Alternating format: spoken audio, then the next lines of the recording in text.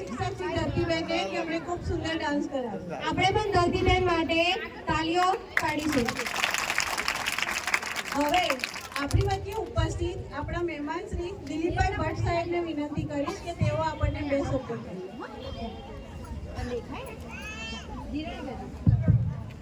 હાલો હાલો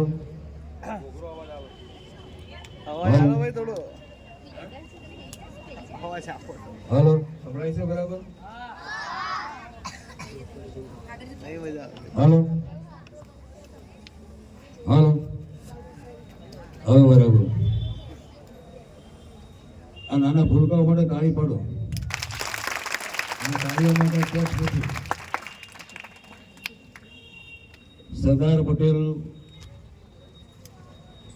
જે ભૂમિમાં પાપા પગલી માંડીને એજ્યુકેશન મેળવ્યું અને સરદાર પટેલની આ ભૂમિમાં સરદાર પટેલ હાઈસ્કૂલમાં આવવું અને બે શબ્દો બોલવા અને બાળકોની પ્રવૃત્તિ નિહાળી એ સદભાગ્ય ગણાય. ઘુમરો ઘુમરો કે ભૂમરો ભૂમરો હતું? શું હતું? આ બાળકોએ ઘુમરે ચડાવી દીધા. મિત્રો, મારે બે જ વાત કહેવી છે, કારણ કે સમયની મર્યાદાઓ છે. ગરમી એનું કામ કરશે. નાના નાના ભૂલકાઓ છે, એને ભાષણોમાં રસ ન હોય, પણ અહીં શિક્ષકો અને વાલીઓ છે, ત્યારે પ્રાઇમરી એજ્યુકેશનમાં મેં 50 વર્ષ સુધી કામ કર્યું છે. બેન, આમ તો મારું ઘેર કોઈ સાંભળતું નથી, અને તમે સાંભળો તો તમારી માનતા ગણાશે. પાપા પગલી માંડીને બાળકો ઘેરથી શાળા તરફ પ્રવેશ કરે અને શાળામાં બાળકોને આવવું ગમે, ભણવું ગમે ને રોકાવું ગમે એવા વાતાવરણનું સર્જન થાય તો મારા ધારવા પ્રમાણે બાળકો ઘણું બધું મેળવી શકે એમ છે. બાળકોમાં રહેલી સુષુપ્ત શક્તિઓ જેટલી વાલીઓ નથી જાણતા એના કરતા 4 ગણી અમારા શિક્ષકો જાણે છે.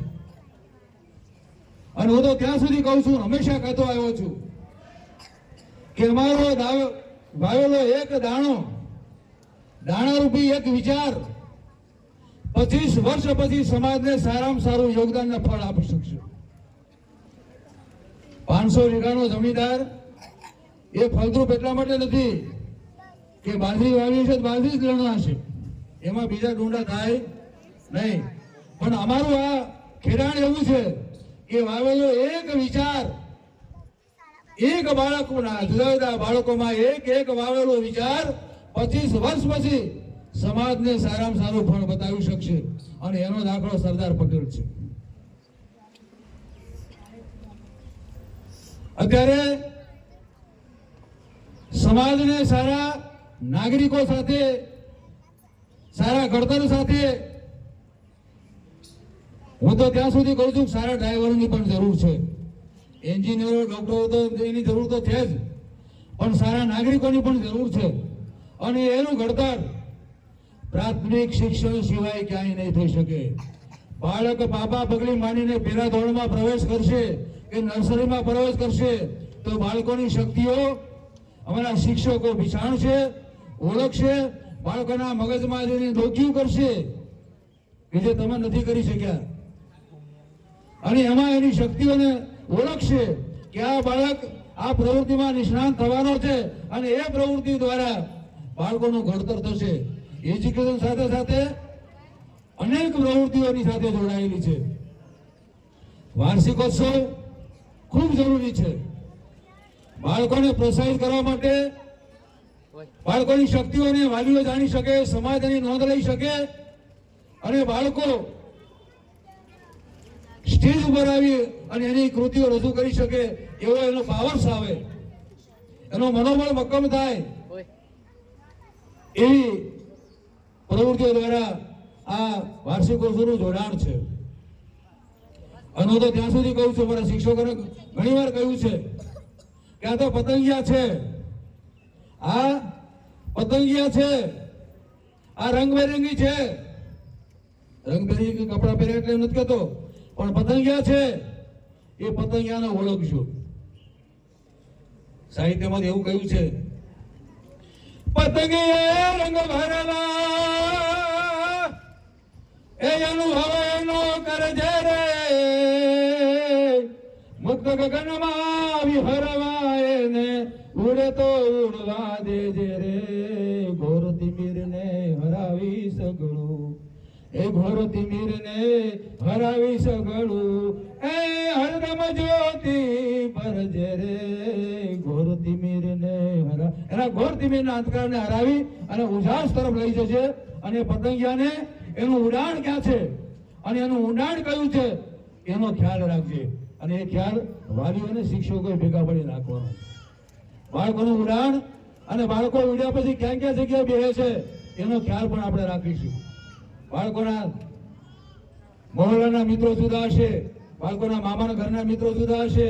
બાળકો શાળાથી ઘેર જતા હોય ને ત્યારે અમુક મિત્રો રસ્તામાં રાહ જોઈ બેઠા હોય, એ પણ મિત્રો જુદા હશે. બાળકોની એક્ટિવિટી કઈ છે, બાળકોની શક્તિઓ કઈ છે એને ઓળખી અને આવા ફંક્શનો દ્વારા બાળકોની સુષુપ્ત શક્તિને જાગૃત કરવાનો શિક્ષકો દ્વારા પ્રયત્ન થાય. વિદ્યાર્થીઓ એમાં ભાગ લે. હું તો કહું છું કશું ના થતું ને બાળકો ખાલી આમ કરશે ને તો એ ઘણું છે. અને એના માટે વાલીઓને ખાસ વિનંતી છે કે શાળામાં રમતોત્સવ થાય, કોઈ પણ પ્રવૃત્તિ થાય, બાળકને બહાર ગામ મોકલવું પડે છતાં મોકલજો. અને એમાં જ બાળકોનું ઘડતર છે. અમારા વાલીઓ ઘણી વાર કે રમતોત્સવમાં લઈ જાય અને બાળકોના પગ, અમારા છોકરાના પગ તૂટી જાય તો શું કરશો? મેં તમને ચાલતા કોને શીખવાડ્યું? તમે નાના હતા, આતરે બેઠા અને પગ દઈને પડી જતા હતા ત્યારે તમારા મા બાપે નતું વિચાર્યું કે મારો છોકરો ચાલતા જતા પડી જશે, પગ ભાંગશે તો એને ચલાવવું નથી, એવું નથી ચલાવવું. કેમ ના વિચાર્યું?